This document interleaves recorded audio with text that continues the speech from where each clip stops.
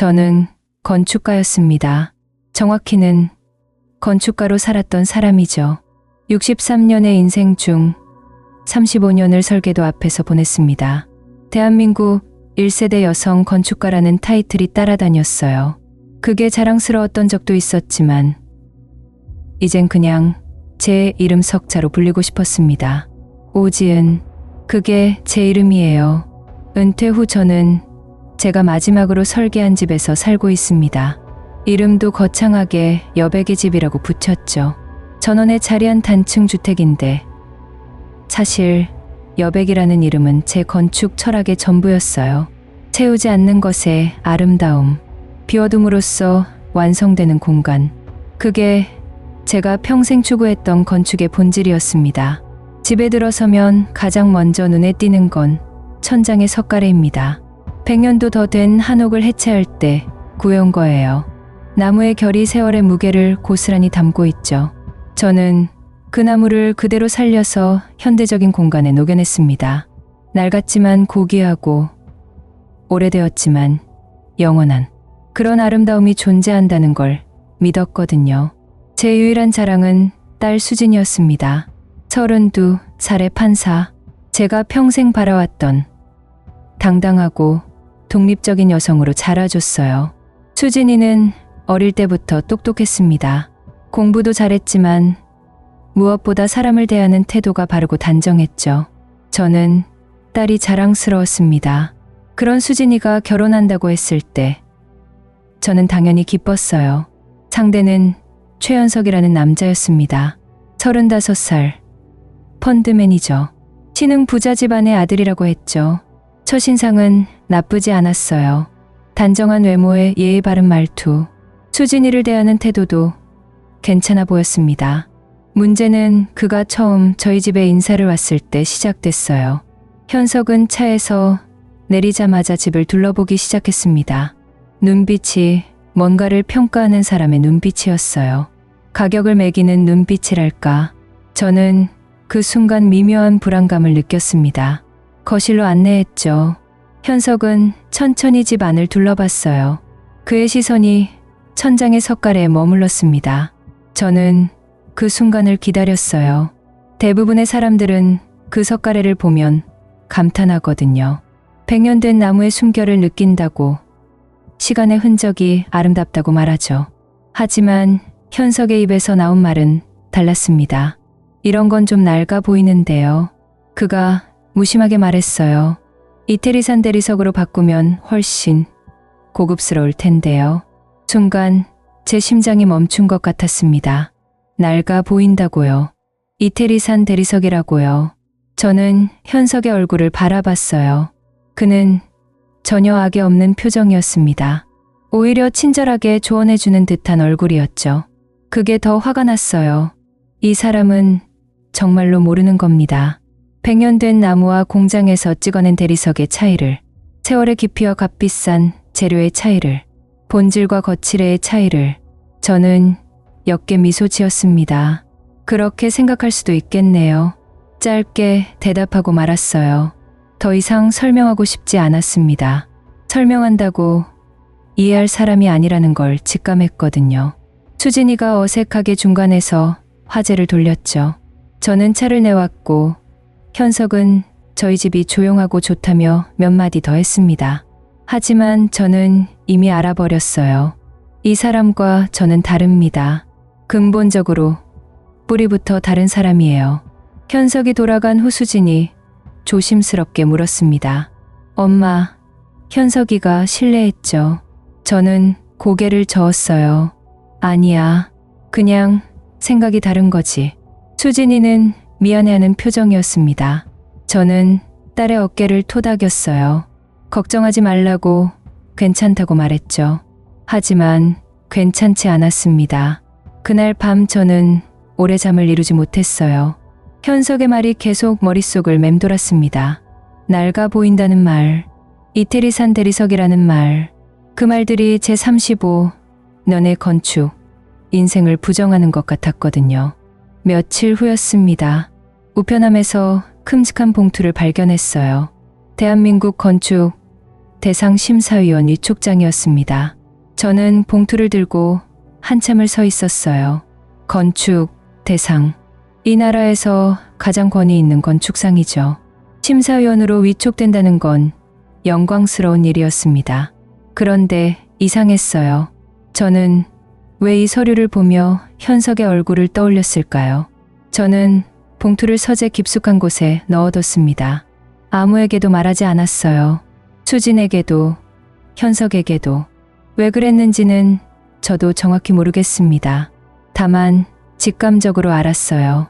이 서류는 지금 꺼낼 때가 아니라는 걸.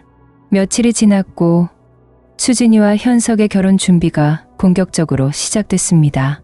저는 최대한 예의 바르게 조용히 뒤에서 지켜봤어요. 현석을 만날 때마다 미소 지었고 정중하게 대했습니다. 하지만 만날 때마다 균열은 조금씩 커졌어요. 현석은 식당을 정할 때도 가격표부터 봤습니다. 예물을 고를 때도 그랜드와 캐럿수를 먼저 물었죠. 모든 것을 숫자로 환산했어요. 가치가 아니라 가격으로 세상을 바라보는 사람이었습니다. 저는 점점 확신했어요. 이 사람은 제가 평생 경계했던 유형의 인간이라는 걸, 돈으로 모든 걸 살 수 있다고 믿는 사람, 본질보다 겉모습을 중시하는 사람. 그런데 가장 답답했던 건 제가 아무것도 할 수 없다는 거였습니다. 딸이 선택한 사람이에요. 수진이는 행복해 보였고 현석도 나름대로 딸을 아끼는 것 같았죠. 제가 무슨 자격으로 반대할 수 있겠습니까? 저는 그저 지켜볼 수밖에 없었어요. 그리고 서재 깊숙한 곳에 넣어둔 서류를 생각했습니다. 대한민국 건축 대상 심사위원. 언젠가 이 서류가 필요한 순간이 올 것 같았어요. 왜 그런 생각이 들었는지는 모르겠습니다. 다만 본능적으로 느꼈죠. 현석과 저 사이에 벌어진 이 보이지 않는 균열이 언젠가는 커다란 틈으로 벌어질 거라는 걸. 그리고 그때 저는 준비가 되어 있어야 한다는 걸. 저는 조용히 기다리기로 했습니다. 건축가로 살아온 63년의 인생이 가르쳐준 게 있다면 좋은 건축은 서두르지 않는다는 거예요. 탄탄한 기초 위에 치밀한 설계를 바탕으로 한 단계씩 쌓아 올려야 한다는 것. 복수도 마찬가지 아니겠어요.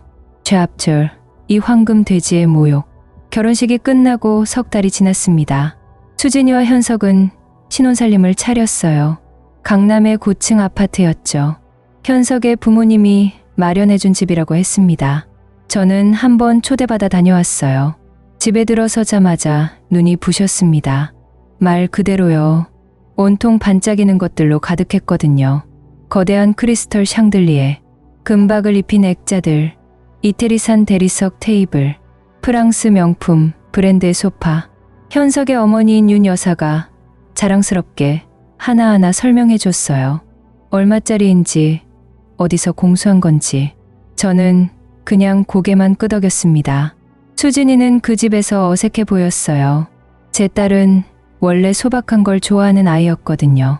하지만 시댁 식구들 앞에서 억지로 미소 짓고 있었죠. 제 마음이 아팠습니다. 그리고 제 60세 생일이 다가왔어요. 수진이가 전화했습니다. 엄마, 생일날 저희가 갈게요. 현석이도 같이요. 저는 괜찮다고, 오지 않아도 된다고 했어요. 하지만 수진이는 꼭 가겠다고 했죠. 생일 당일이었습니다. 저는 간단하게 식탁을 차렸어요. 수진이가 좋아하는 음식들로요. 오후 4시쯤 현석의 차가 도착했습니다. 수진이가 먼저 내렸어요. 제게 달려와 안겼죠. 엄마, 생일 축하해요. 현석도 차에서 내렸습니다. 트렁크를 열더니 뭔가를 꺼냈어요. 거대한 상자였습니다. 촌스러운 빨간색 포장지에 금색 리본. 상자가 워낙 크고 번쩍여서 멀리서도 눈에 띄었죠. 현석이 상자를 들고 다가왔습니다. 환한 미소를 지으며요. 어머님, 생신 축하드립니다. 저는 감사하다고 말했어요. 거실로 안내했죠.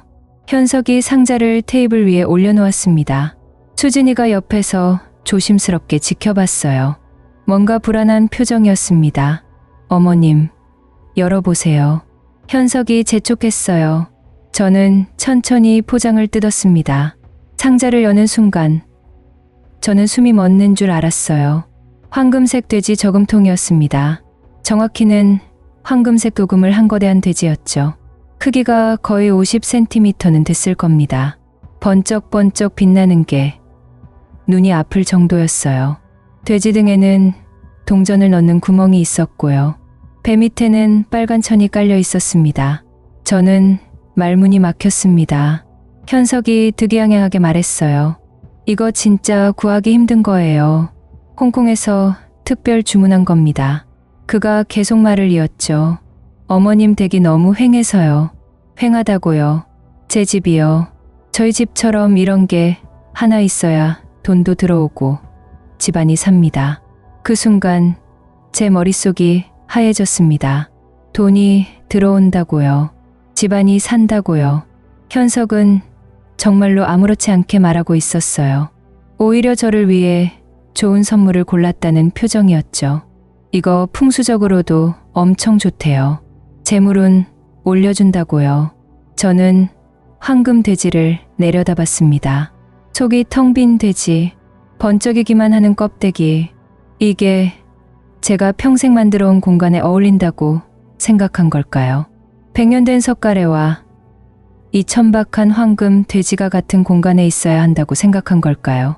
수진이가 급하게 끼어들었습니다. 엄마, 저는 몰랐어요.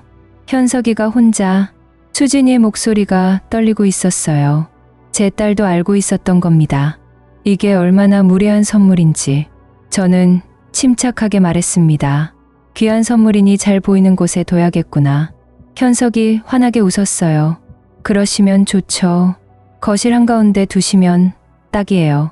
저는 고개를 끄덕였습니다. 그리고 황금 돼지를 들어 올렸어요. 무거웠습니다. 겉만 번쩍이는 게 아니라 속도 채워져 있었던 거예요. 저는 거실 중앙으로 걸어갔습니다. 제가 가장 아끼는 공간이었죠. 자연광이 들어오는 창가 아래. 원래 그곳에는 아무것도 두지 않았어요. 빈 공간 그 자체가 아름다웠으니까요. 저는 그곳에 황금 돼지를 내려놓았습니다. 천천히, 조심스럽게. 황금 돼지는 그 공간에서 완전히 이질적이었어요. 마치 예술관에 싸구려 기념품을 갖다 놓은 것 같았죠.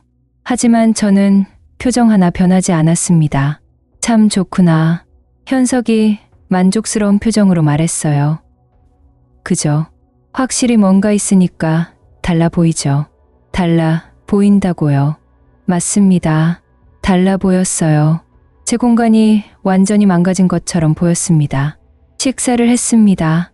저는 최대한 평온하게 행동했어요. 수진이는 내내 불안해했죠. 현석은 식사 내내 자기 이야기만 했습니다. 펀드 수익률이 어쩌고, 승진이 어쩌고. 저는 적당히 맞장구 쳤어요. 그들이 돌아간 후였습니다. 저는 한참을 거실에 서 있었어요.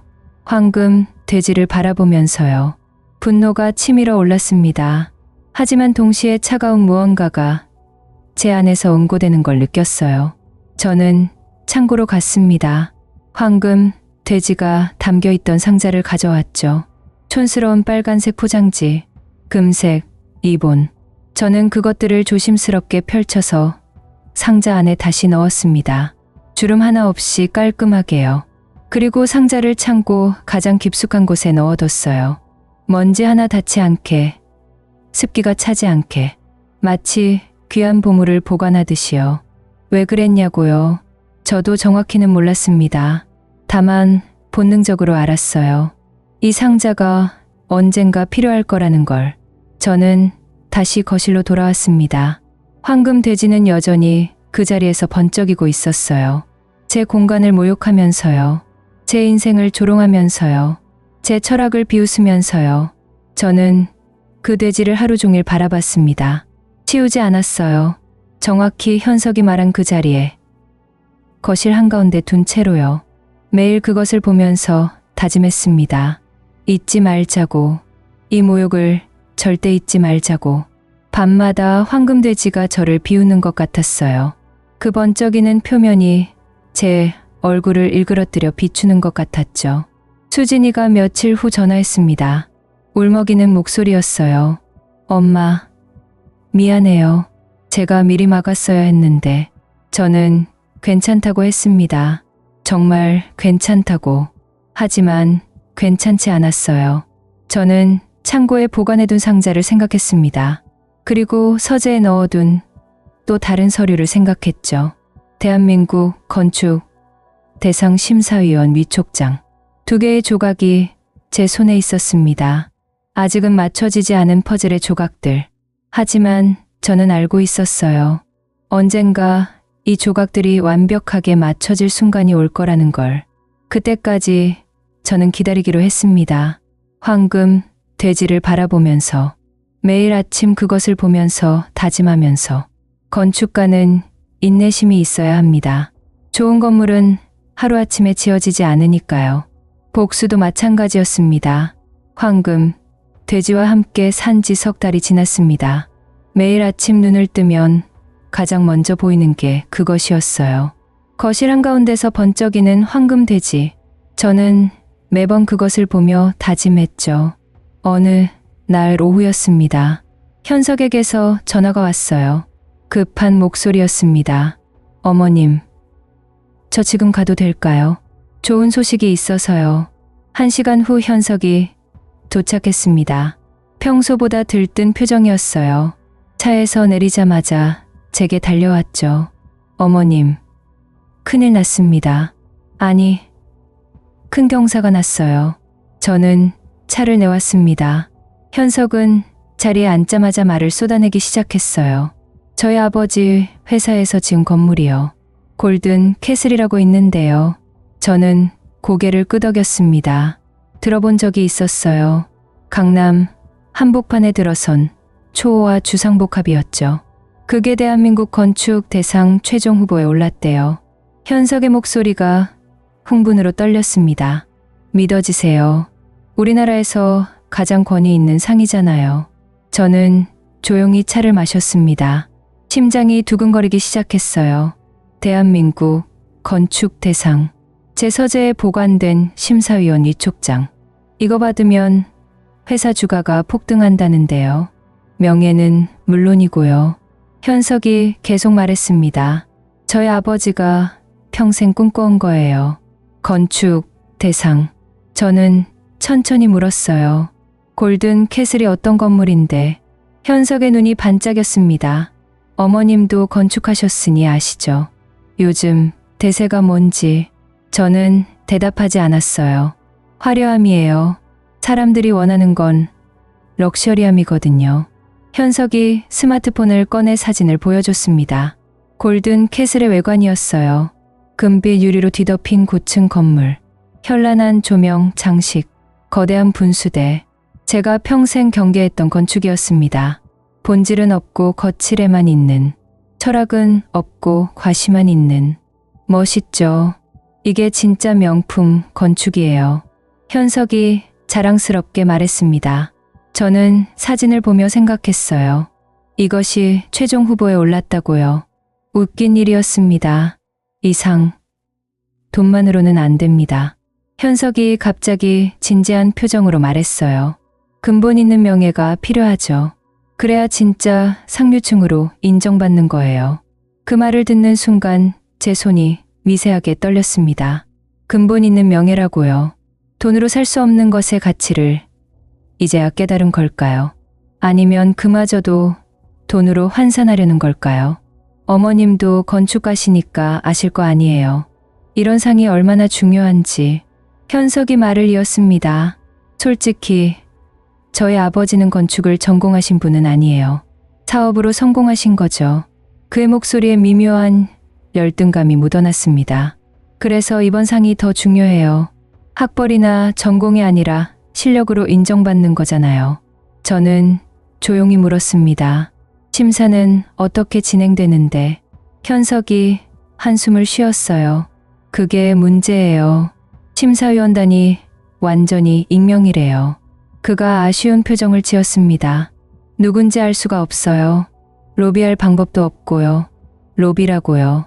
이 사람은 정말로 모든 걸 거래로 생각하는군요. 공정하게 심사한대요.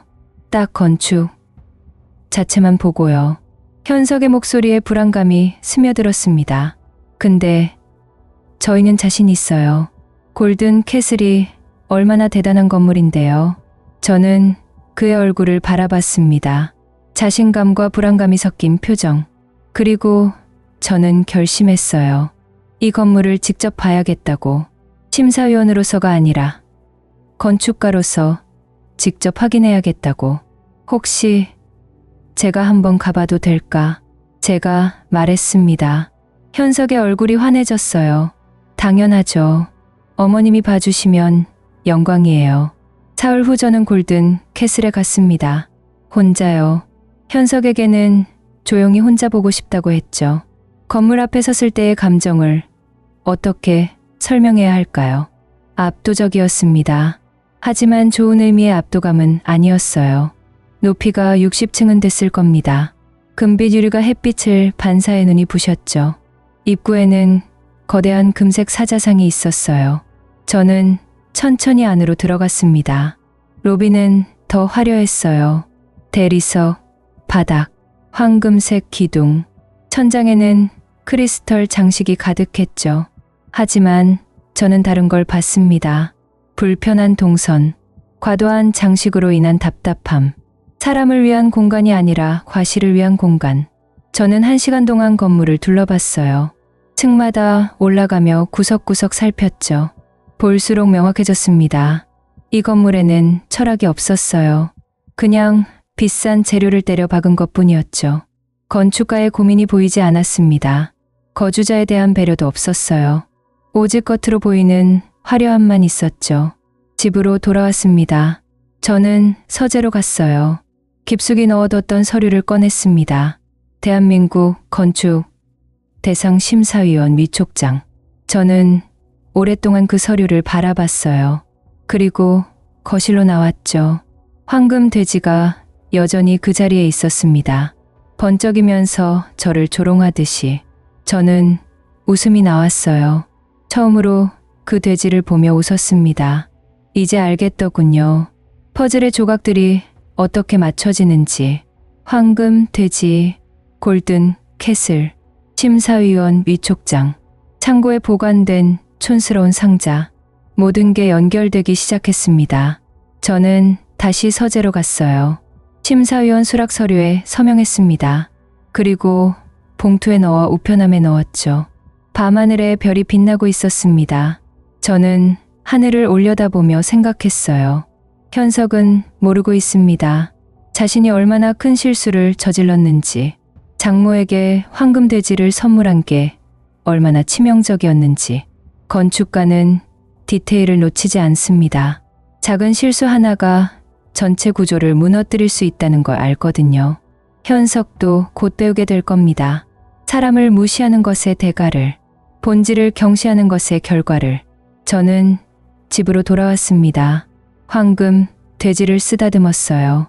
처음으로 감사하다는 생각이 들었죠. 이 천박한 선물이 제게 가장 완벽한 무기를 준 셈이었으니까요. 복수는 이미 시작됐습니다. 현석은 모르고 있지만요. 저는 이미 첫 수를 뒀어요. 이제 기다리면 됩니다.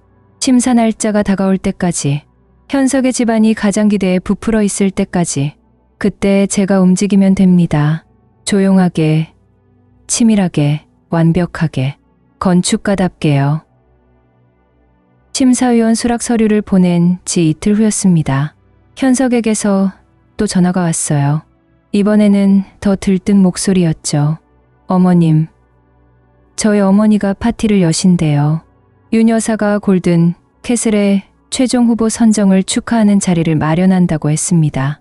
재계 인사들과 문화계 유명 인사들을 초대한다더군요. 어머님도 꼭 오셔야 해요. 현석이 말했습니다. 저희 가족 경사니까요. 저는 잠시 망설이는 척했어요. 사실은 이미 마음을 정한 상태였지만요. 그래야 할까? 제가 조심스럽게 대답했죠. 당연하죠. 어머님이 안 오시면 어떡해요? 현석의 목소리에서 뭔가 다른 의도가 느껴졌습니다. 그리고 예상대로였어요. 참, 어머님. 현석이 말을 이었습니다. 저희 어머니가 예술품 수집이 취미세요. 저는 듣고 있었어요. 그래서 그러는데 어머님 안목이 담긴 작품으로 하나 선물해 주시면 어머니가 정말 좋아하실 것 같아요. 순간 제 손에 쥔 전화기가 차갑게 느껴졌습니다. 선물을 요청하는 거였어요. 그것도 예술품을요. 저희 어머니 컬렉션이 어마어마하거든요. 그런 분이 인정하는 작품이면 정말 의미 있는 거잖아요. 현석은 계속 말했습니다. 하지만 저는 다른 걸 들었어요. 이건 시험이었습니다. 제 취향을 시험하는 것, 제 재력을 가늠하는 것, 제가 그들의 수준에 맞는 선물을 할 수 있는지 확인하는 것. 황금, 돼지떼와 똑같았어요. 다만 이번에는 제가 당하는 입장이었죠. 그래, 생각해 볼게. 저는 담담하게 대답했습니다. 전화를 끊고 한참을 앉아 있었어요. 분노가 치밀어 올랐습니다. 하지만 동시에 기회라는 생각이 들었죠. 이건 제가 원하던 무대였어요. 그들이 가장 자랑스러워하는 순간, 가장 많은 사람들 앞에서 가장 중요하게 여기는 명예가 걸린 자리. 저는 거실로 나갔습니다. 황금 돼지가 여전히 그 자리에서 빛나고 있었어요. 가장 중요한 날이니까 저는 혼잣말로 중얼거렸습니다. 나도 가장 귀하게 여기는 걸 선물해야겠지. 제 목소리가 차갑게 들렸어요. 서늘한 결의가 담긴 목소리였죠. 저는 서재로 갔습니다. 오래된 명함철을 꺼냈어요. 먼지가 쌓인 명함들을 하나하나 넘겼죠. 그리고 찾았습니다. 20년 전에 받은 명함. 김석주, 목공예 장인. 제가 여백의 집을 지을 때 함께 작업했던 분이에요. 나무의 결을 읽는 사람, 나무와 대화할 수 있는 사람, 대한민국 최고의 목공예 장인이었죠. 저는 다음 날 바로 그분을 찾아갔습니다. 경기도 외곽의 작은 작업실이었어요. 문을 열자 나무 향기가 코를 찔렀습니다. 김석주 장인은 작업대 앞에 앉아 계셨죠.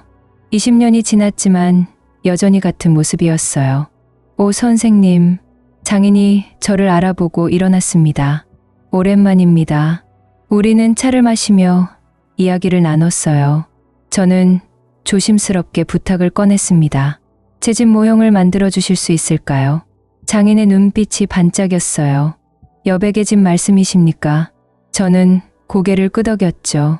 정확하게 만들어 주세요. 석가래 하나, 기둥 하나까지 똑같이요. 장인은 잠시 생각하더니 말했습니다. 한 달은 걸릴 겁니다. 제대로 만들려면요. 저는 괜찮다고 했어요.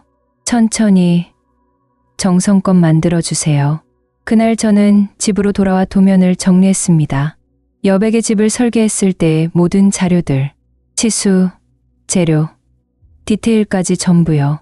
다음 날 아침 장인에게 자료를 전달했어요.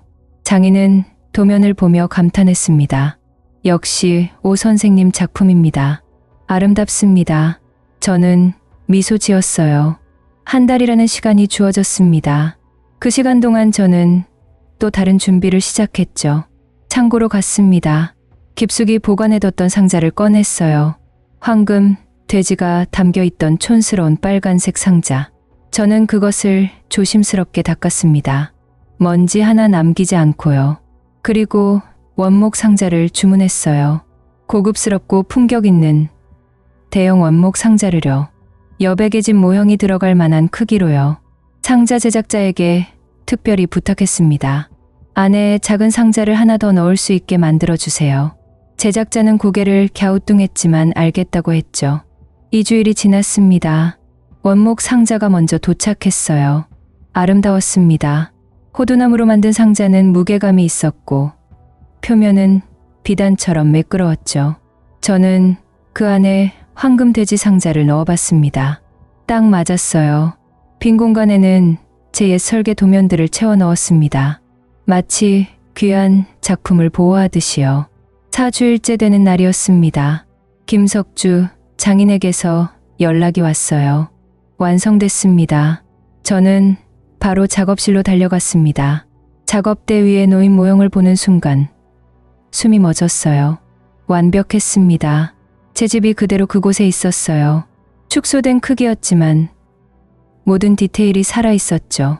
100년 된 석가래, 한지로 만든 창문, 마당의 작은 돌 하나까지. 저는 한참을 모형을 바라봤습니다. 눈물이 날 것 같았어요. 이게 제 인생이었습니다. 35년의 건축, 인생이 담긴 작품, 돈으로 살 수 없는 가치, 정말 아름답습니다. 장인이 조용히 말했어요. 이 집에 담긴 철학이 그대로 느껴집니다. 저는 장인에게 깊이 고개 숙여 감사를 표했습니다. 집으로 돌아왔어요. 모형을 원목 상자에 넣었습니다. 그 아래에는 황금 돼지 상자가 숨어 있었죠. 완벽한 함정이었습니다. 파티는 2주일 후였습니다. 저는 매일 아침 상자를 바라봤어요. 그리고 마음속으로 리허설을 했죠. 어떤 표정을 지을지, 어떤 말을 할지, 어떤 타이밍에 움직일지. 건축가는 실수하지 않습니다. 모든 것을 계산하고 모든 가능성을 고려하죠. 이번에도 마찬가지였어요. 파티 전날 밤이었습니다. 저는 거울 앞에 섰어요. 63년을 살아온 제 얼굴을 바라봤죠. 주름이 깊게 파인 얼굴. 하지만 눈빛만큼은 또렷했습니다.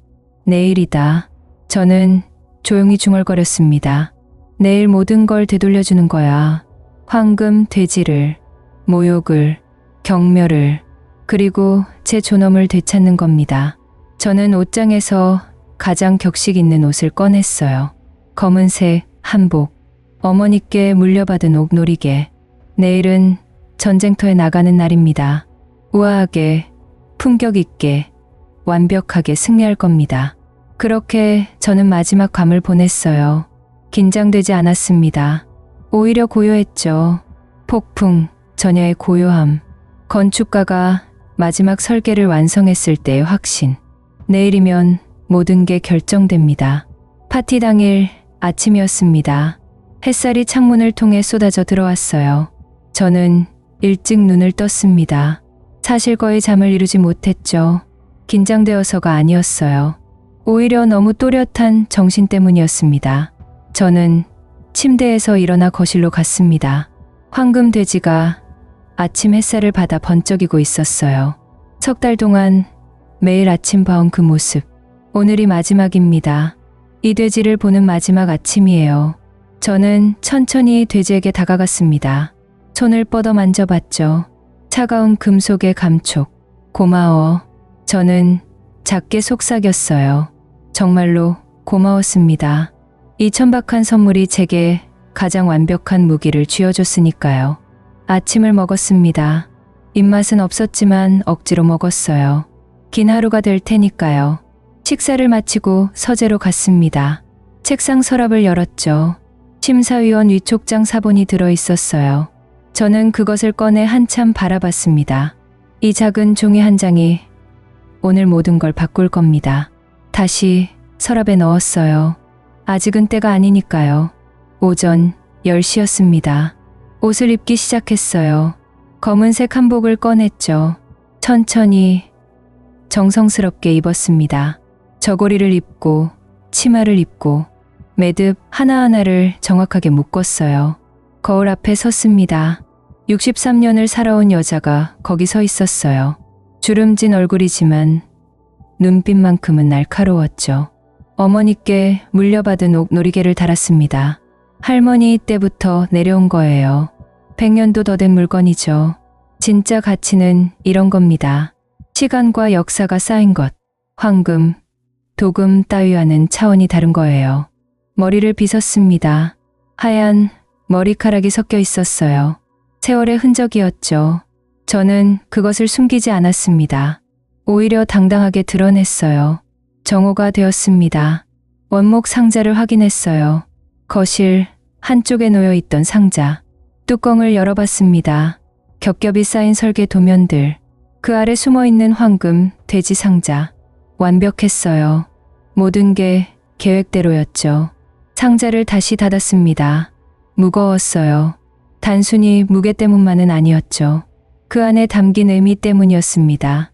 제 35년의 건축, 인생, 제가 지켜온 철학, 그리고 제가 받은 모욕, 모든 게 이 상자 안에 들어 있었어요. 오후 1시였습니다. 수진이에게서 전화가 왔어요. 엄마, 준비됐어요. 수진이가 저를 데리러 온다고 했습니다. 곧 도착할게요. 전화를 끊고 마지막 점검을 했어요.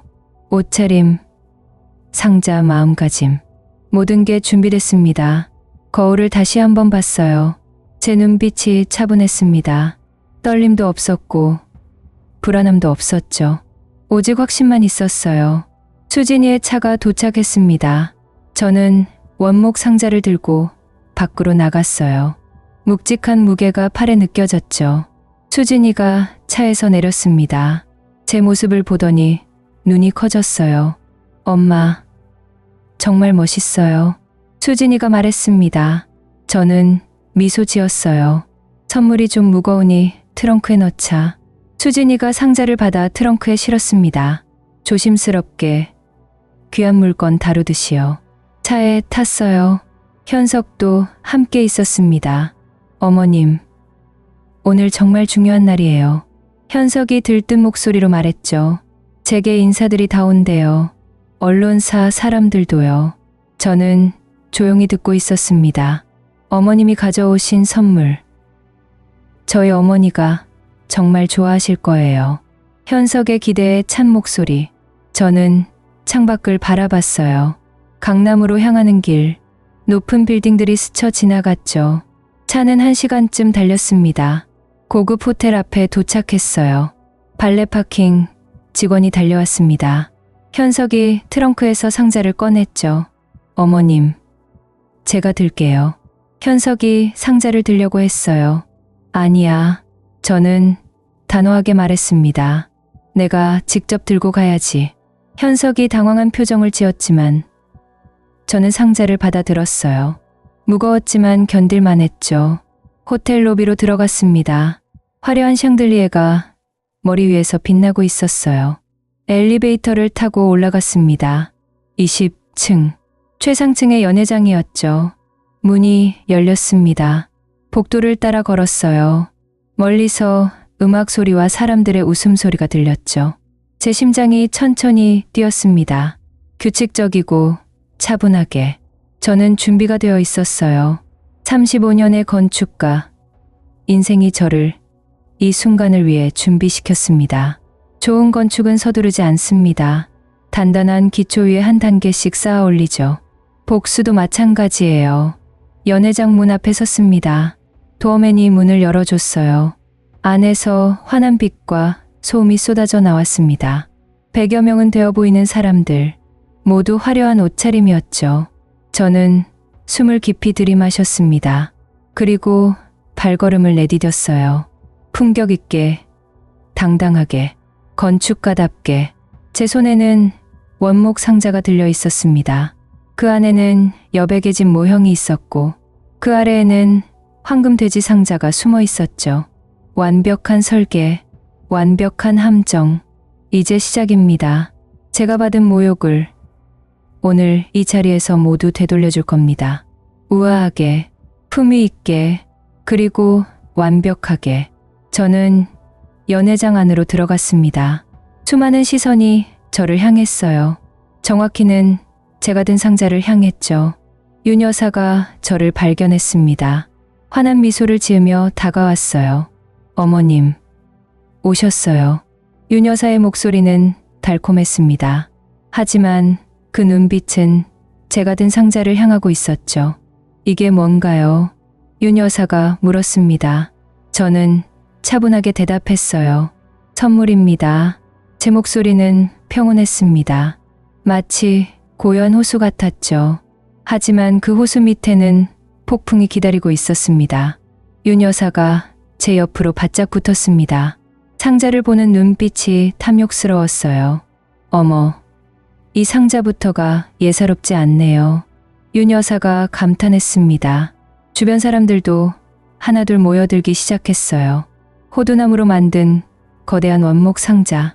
그 자체만으로도 예술품처럼 보였죠. 현석이 빠르게 다가왔습니다. 어머니, 사장님들 모시고 오세요.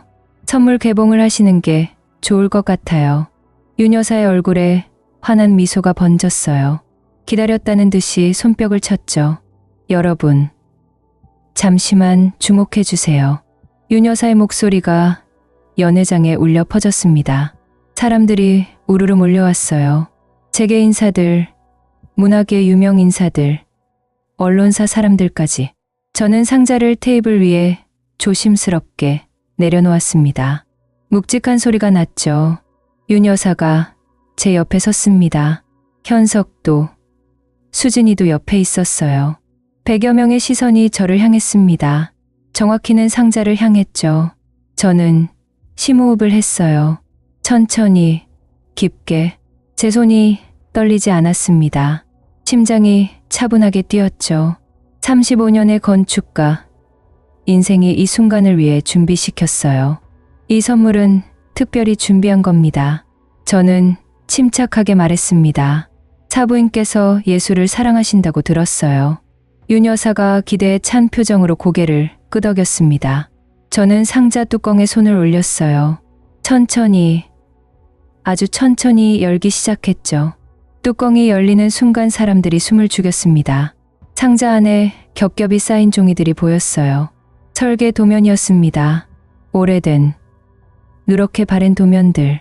제가 평생 그려온 건축 설계 도면들이죠. 이건 뭔가요? 누군가 물었습니다.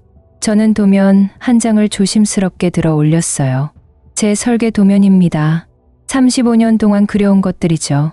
사람들이 웅성거렸습니다. 도면을 보며 감탄하는 사람들도 있었어요. 윤 여사의 표정이 미묘하게 변했습니다. 기대했던 것과 다른 모양이었죠. 하지만 아직 끝이 아니었어요. 저는 도면들을 하나씩 드러내기 시작했습니다. 천천히, 정성스럽게, 마치 귀한 보물을 꺼내듯이요. 사람들의 눈빛이 점점 더 집중됐습니다. 이 아래 무엇이 있을까? 어떤 귀한 작품이 숨어 있을까? 기대감이 연회장을 가득 채웠어요. 윤 여사도 목을 길게 빼고 상자 안을 들여다봤습니다. 현석도 마찬가지였죠. 도면들이 점점 줄어들었어요. 그리고 마침내 또 다른 상자가 모습을 드러냈습니다. 촌스러운 빨간색 포장지, 금색, 리본. 제가 석 달 동안 창고에 보관했던 바로 그 상자였어요. 순간 장내가 조용해졌습니다. 이상한 정적이었죠. 사람들이 어리둥절한 표정으로 상자를 바라봤어요. 화려한 원목 상자와는 너무나 대조적인 모습이었으니까요. 윤 여사의 미소가 굳었습니다. 현석의 얼굴에서 혈색이 빠져나갔어요. 수진이가 제 팔을 잡았습니다. 떨리는 손이었죠. 하지만 저는 멈추지 않았어요. 진짜 선물은 이 안에 있습니다. 저는 차분하게 말했습니다. 빨간 상자를 들어 올렸어요. 생각보다 가벼웠죠. 사람들이 숨죽이며 지켜봤습니다. 저는 천천히 리본을 풀었어요. 하나하나 정성스럽게. 리본이 풀렸습니다. 포장지를 벗겨냈죠. 그리고 상자 뚜껑을 열었습니다. 안에서 번쩍이는 황금빛이 쏟아져 나왔어요. 황금, 돼지 저금통이었습니다. 바로 현석이 제게 선물했던 그것. 장내가 완전히 얼어붙었습니다. 누구 하나 말이 없었어요. 윤 여사가 황금 돼지를 바라봤습니다. 입이 반쯤 벌어진 채로요. 현석은 창백해진 얼굴로 저를 쳐다봤어요. 믿을 수 없다는 표정이었죠. 저는 황금 돼지를 상자에서 꺼냈습니다. 두 손으로 조심스럽게 들어 올렸어요. 그리고 윤 여사 앞으로 걸어갔습니다. 한 걸음, 한 걸음. 사람들이 길을 비켜줬어요. 모두 숨죽인 채 저를 바라봤죠. 저는 윤 여사 바로 앞에 섰습니다. 그리고 황금 돼지를 내밀었어요. 사부인. 제 목소리는 평온했습니다. 마치 찬물처럼 차가웠죠. 이 선물은 제 사위가 저를 위해 직접 골라준 귀한 작품입니다. 윤 여사의 손이 떨렸어요. 저는 계속 말했습니다. 제 집이 너무 휑하다며 이런 게 있어야 돈도 들어오고 집안이 산다고 하셨죠. 주변이 너무 조용했어요. 바늘 떨어지는 소리도 들릴 것 같았습니다. 그래서 생각했습니다. 저는 천천히 말을 이었어요. 이 작품에 담긴 불을 부르는 철학이 건축 대상을 꿈꾸는 골든 캐슬의 건축 이념과 정확히 일치한다고요. 그 말이 떨어지는 순간 누군가 헛기침을 했습니다. 그리고 작은 웃음소리가 들렸어요. 점점 더 많은 사람들이 웃기 시작했죠. 제가 한 말의 의미를 이해한 겁니다. 골든 캐슬과 황금 돼지가 같은 수준이라고, 같은 철학을 가졌다고, 같은 천박함을 지녔다고 제가 공개적으로 선언한 셈이었어요. 윤 여사의 얼굴이 새빨갛게 변했습니다. 분노인지 수치심인지 알 수 없는 표정이었죠. 현석은 그 자리에 얼어붙어 있었어요. 입술이 파르르 떨렸습니다. 문학의 인사들이 수군거렸어요. 건축 전문가들도 고개를 끄덕이며 뭔가 말하고 있었죠. 저는 황금 돼지를 윤 여사 손에 쥐어줬습니다. 강제로요. 이 기쁜 날 함께 나누고 싶었습니다. 제 목소리는 여전히 부드러웠어요. 하지만 그 안에는 서늘한 칼날이 숨어 있었죠. 윤 여사가 황금 돼지를 들고 서 있었습니다. 어찌할 바를 모르는 표정으로요. 주변 사람들의 웃음소리가 점점 커졌습니다. 비웃음이었어요. 경쟁 건설사 사람들이 웃으며 고개를 저었죠. 언론사 기자들이 메모를 하기 시작했어요. 제가 한 말은 내일 기사가 될 겁니다. 골든 캐슬이 황금돼지 저금통 수준이라고. 건축 대상은 이미 물 건너갔어요. 저는 조용히 뒤로 물러났습니다. 수진이가 제 팔을 붙잡고 있었어요. 눈물을 흘리고 있었죠. 하지만 저는 평온했습니다. 오히려 가벼운 기분이었어요. 석 달 동안 가슴에 쌓였던 모욕, 치욕, 분노, 모든 게 이 순간 쏟아져 나갔습니다. 저는 황금 돼지를 들고 서 있는 윤 여사를 바라봤어요. 그리고 창백한 얼굴로 서 있는 현석을 봤죠. 이제 알겠습니까? 사람을 무시하는 것의 대가를, 본질을 경시하는 것의 결과를. 저는 조용히 연회장을 빠져나왔습니다. 수진이가 따라왔어요. 복도에 나서자 다리에 힘이 풀렸습니다. 하지만 쓰러지지 않았어요. 35년을 건축가로 살았습니다. 이 정도로 무너질 제가 아니었죠. 1차전은 끝났습니다. 하지만 진짜 결말은 아직이었어요. 복도에서 수진이가 저를 붙잡았습니다. 눈물이 볼을 타고 흘러내리고 있었어요. 엄마. 수진이의 목소리가 떨렸습니다. 엄마, 미안해요. 제가 몰랐어요. 현석이가 그런 말을 했는지. 저는 딸의 어깨를 감싸 안았어요. 수진이가 제 품에서 울음을 터뜨렸죠. 엄마가 얼마나 모욕감을 느꼈을지. 저는 정말 몰랐어요. 저는 딸의 머리를 쓰다듬었습니다. 말없이 오랫동안. 엘리베이터를 타고 내려갔어요. 로비를 지나 밖으로 나왔습니다. 차가운 바람이 얼굴을 스쳤죠. 저는 깊이 숨을 들이마셨어요. 오랜만에 느껴보는 상쾌함이었습니다. 택시를 탔어요. 수진이가 옆에 앉았죠. 집으로 가요. 제가 말했습니다. 차는 조용히 달렸어요. 수진이는 계속 눈물을 닦았습니다. 저는 창밖을 바라봤어요. 석양이 지고 있었죠.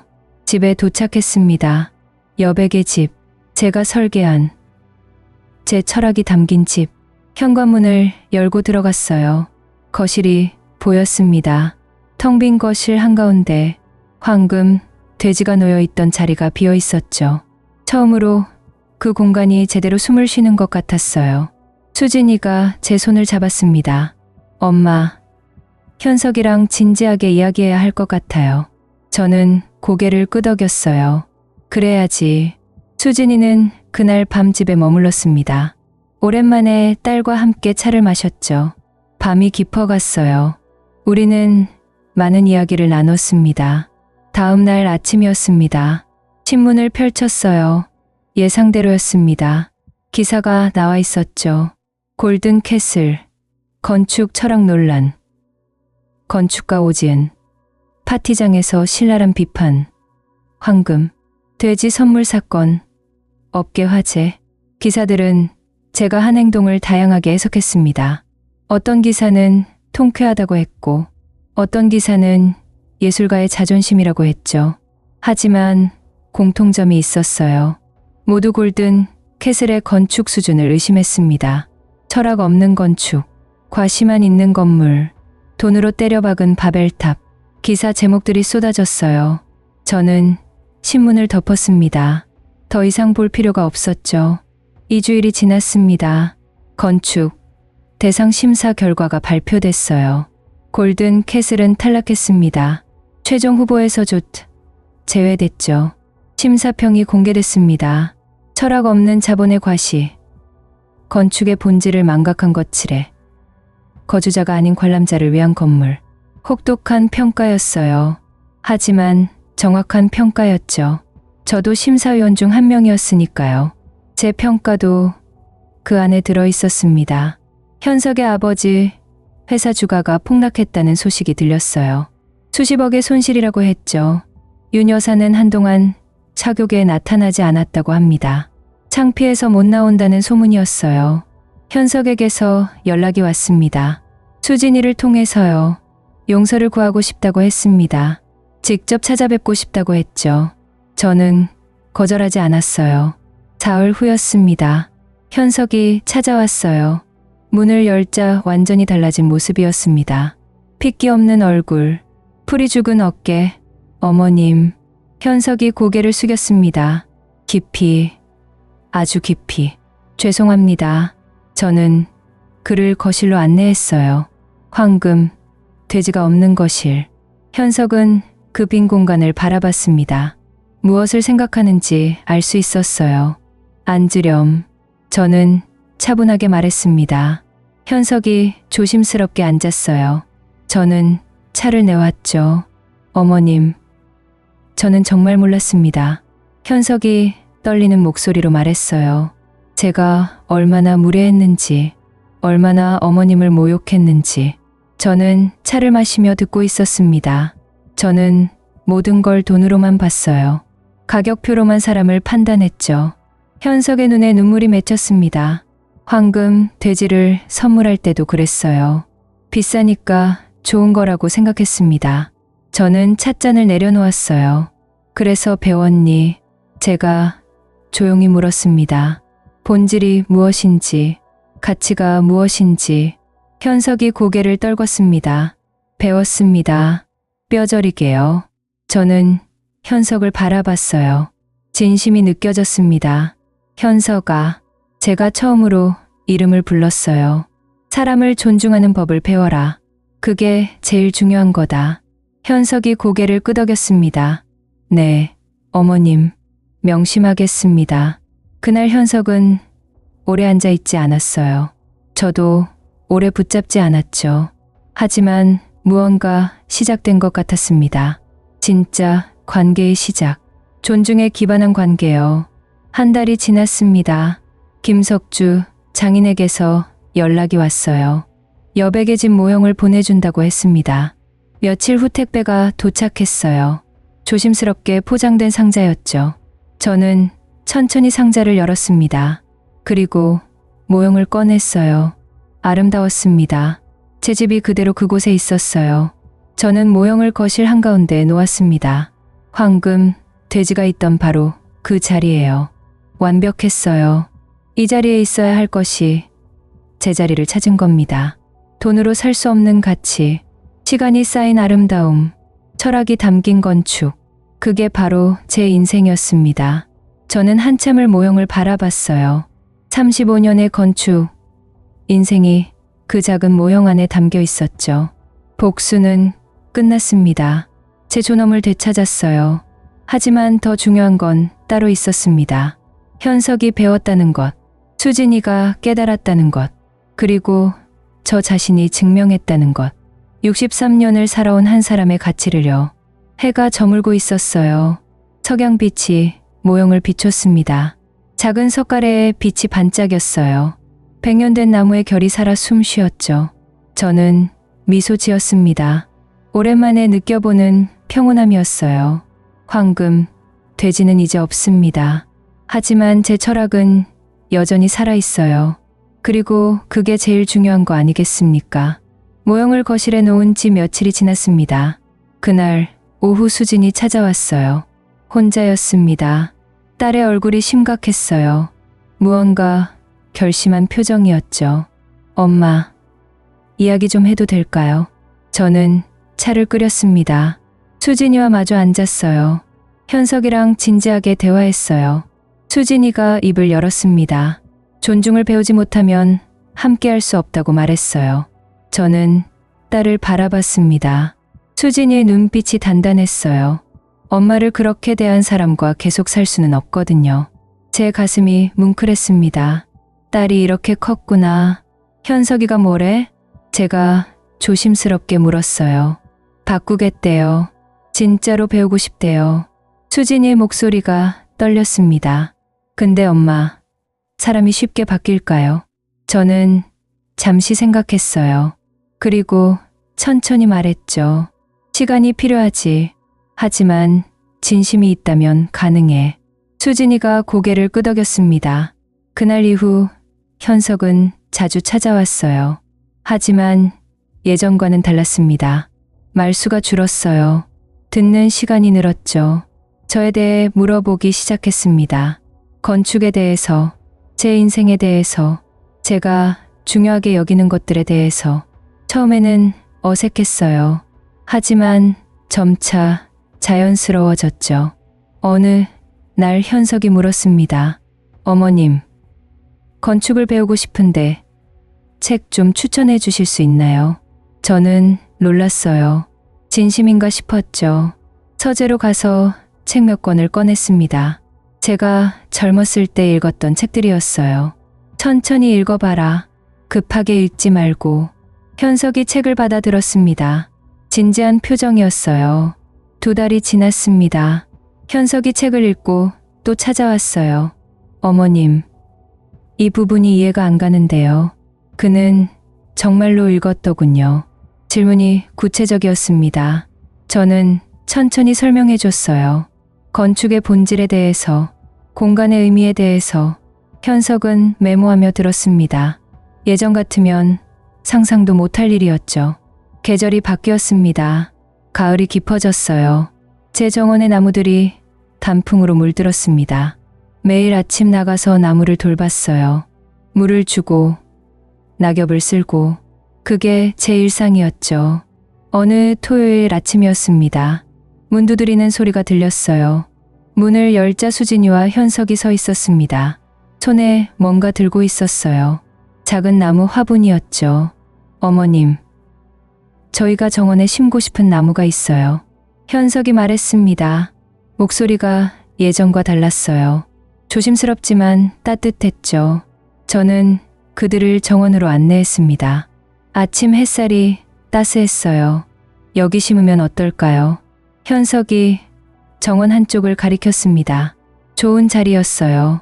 햇빛도 잘 들고 배수도 좋은 곳이었죠. 그래, 거기가 좋겠구나. 우리는 함께 구덩이를 팠습니다. 현석이 삽질을 했어요. 땀을 흘리며 진지하게 나무를 심었습니다. 조심스럽게 뿌리를 펴고 흙을 덮고 현석이 물을 주었어요. 천천히, 정성스럽게 물이 흙에 스며들었습니다. 새 생명이 뿌리 내리는 순간이었죠. 저는 그 모습을 바라봤어요. 어색하지만 진심이 담긴 현석의 모습을. 완벽한 화해는 아니었습니다. 상처가 완전히 아문 것도 아니었어요. 하지만 시작이었죠. 존중이라는 주춧돌 위에 쌓아 올리는 새로운 관계의 시작. 나무에 물 주기를 마친 현석이 일어났습니다. 손을 털며 저를 바라봤어요. 어머님, 제가 정원 관리 좀 배워도 될까요? 저는 미소 지었습니다. 그래야지. 우리는 집 안으로 들어왔어요.